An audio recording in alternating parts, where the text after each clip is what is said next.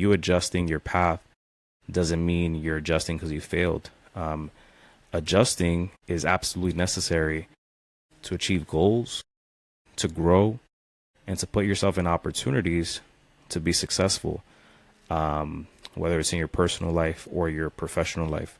So I think the power of adjustment is really, really important, especially when we have all this new technology and stuff, AI,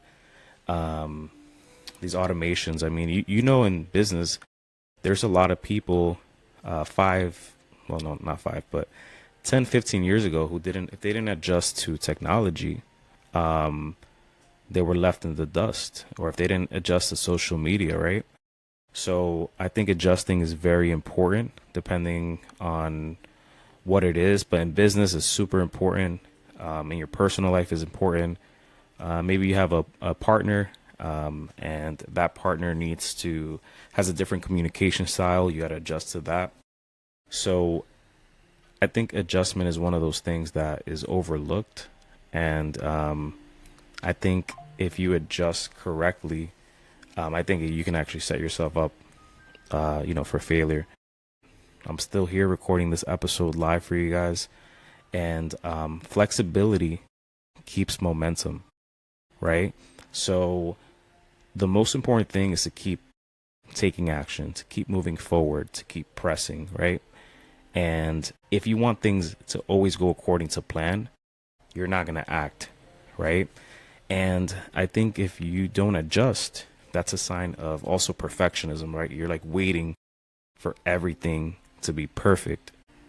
I know that's something that I've struggled with before as well, just, waiting for everything to be perfect. But the thing is, not everything's going to be perfect. You got to take that first step. You got to take that second step, and motion. That's what kind of gets everything going. Everything's a momentum. Everything's about a constant momentum forward towards your goals, towards what you're looking to accomplish.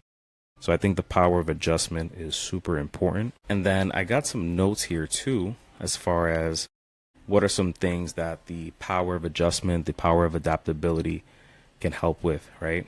So emotional control, right? It teaches you to stay calm when things go wrong. Like I said, things are going to go wrong. You cannot react from an emotional place. You just simply adjust from a logical place, right?